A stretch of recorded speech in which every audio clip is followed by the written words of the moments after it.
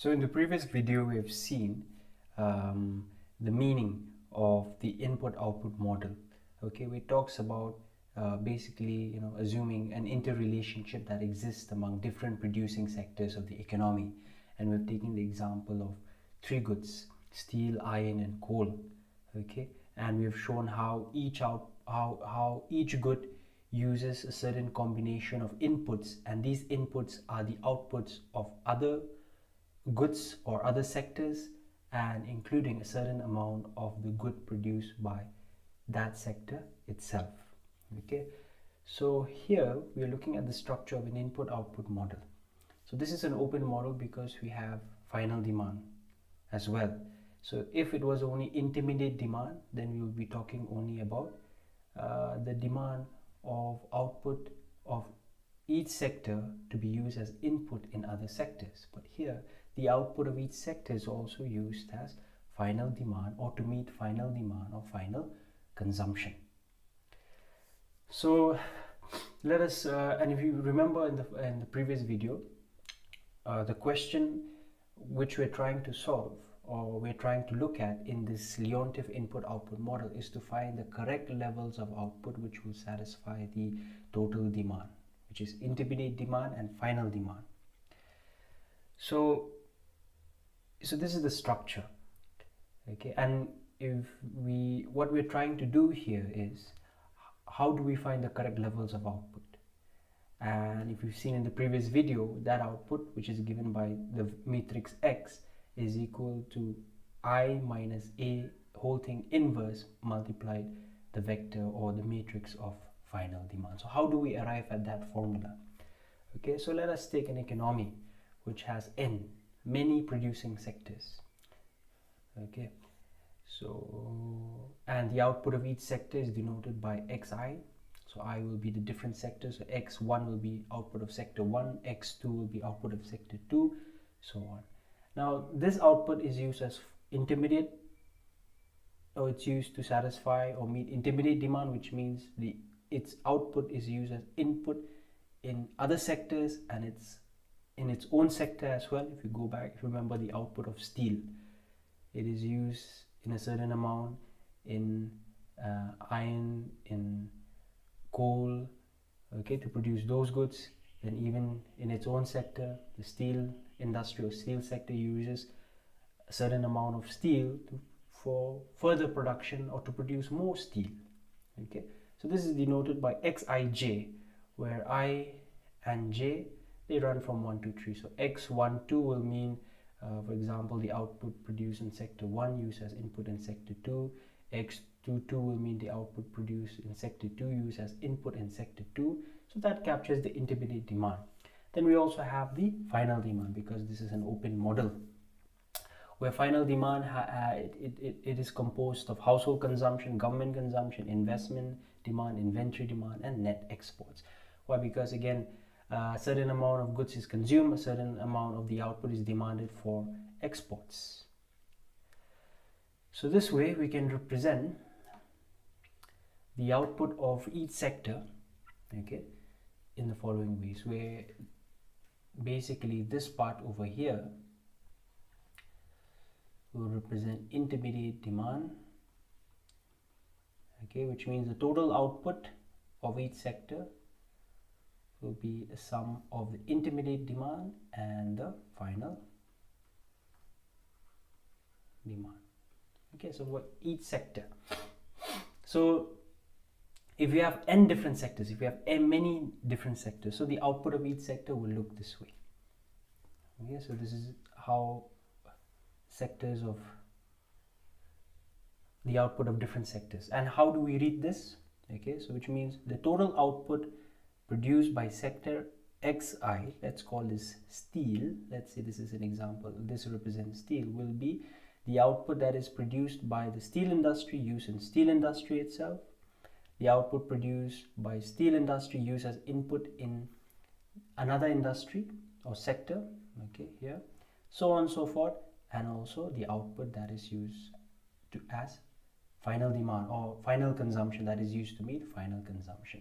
So in general, this is how we represent intermediate demand. Okay, Xij, where output produced by the ith sector is used as input by the jth sector. Now we are now interested in expressing this relationship, okay, in the form of an input coefficient. So what the input coefficient basically tells us is that the goods are produced by using the inputs of other goods, or we're using outputs of other goods or sectors as inputs, and these are used in a fixed proportion or a fixed ratio. Okay, so if you remember in the previous video, to produce 1 unit of steel we require 0.9 units of steel, 0.4 units of iron, coal. So okay, that is the example. So this way we are trying to find out how much of inputs are used to produce a unit of another good. Okay, so basically this is how we do that. Okay, this is how we get the technical coefficient or input coefficient, and this indicates the amount of output of the ith sector used as intermediate inputs in the jth sector. Okay, so if you remember in the previous video, I've given you the example where to produce 1 unit of iron you need about 0.4 units of coal. Okay, so this 0.4 is nothing but an input coefficient. It tells us how much of coal is needed to produce 1 unit of iron. And let's say 1 unit of iron, it also requires 0.5 units of iron. Okay, so certain amount of iron to be used for further production of iron, to produce more iron. Okay, so that is called the input coefficient. So based on this relation or formula, we can also express it in this way. Okay, call that as equation 2. Then we substitute this in the previous equation. Okay, so what we're doing here is we are expressing the flow value. Like, why is it called the flow value? Because it captures the interrelationship among various sectors. Okay, Xij, input of one sector used as the output of one sector uses output as input in another sector. So output of ith sector uses input in jth sector. So it's a flow value. Okay, so we're expressing it in terms of the input coefficient, so which is gets multiplied by the total output of that particular sector. So if we substitute, we call this as equation 2, and if we substitute here in equation 1, okay, we are able to express it in the following way. Okay, so for each sector it will look like this. Okay, so if there are n sectors, the output of each sector, so again this part here will represent intermediate demand, then this is the final demand. Okay, after all, we are interested in finding that level of output which will satisfy the intermediate demand and final demand. So intermediate demand again is nothing but that amount which is produced but gets absorbed back into the production process to increase production, or which is consumed by the economy itself. Okay, another way to put it. And final demand, it is what is left and can be used to satisfy the demands of households, the demand of government, and for export. So if we express it in the following, in the above the equations in the form of a matrix, this is what we get, where X is the production matrix, A is the input coefficient matrix, and F is the final demand. If you remember the previous video, remember, this is what we got.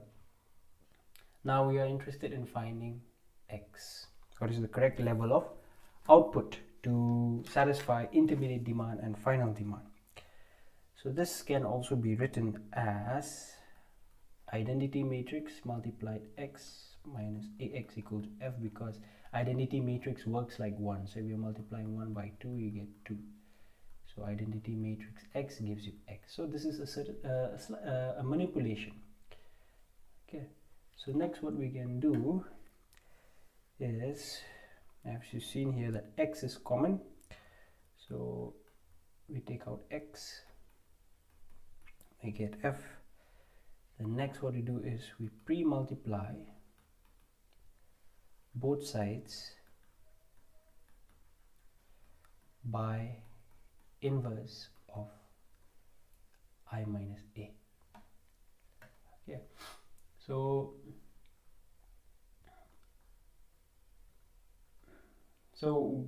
we are doing this because we apply this relation over here, because a matrix multiplied by an inverse gives us an identity. A matrix multiplied by its inverse gives us an identity matrix. So we're pre-multiplying by this.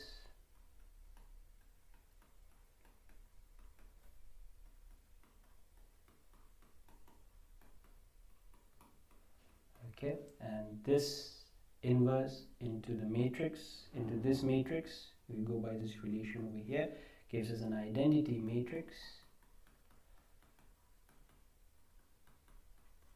or we can simply say x is equal to I minus a whole thing inverse by the final demand. So that is how you find the correct level of output. So I here is the identity matrix. It behaves like 1. So anything multiplied, a matrix multiplied by an identity matrix, will result in the matrix itself. So that is how we find the correct level of output in an input-output open model.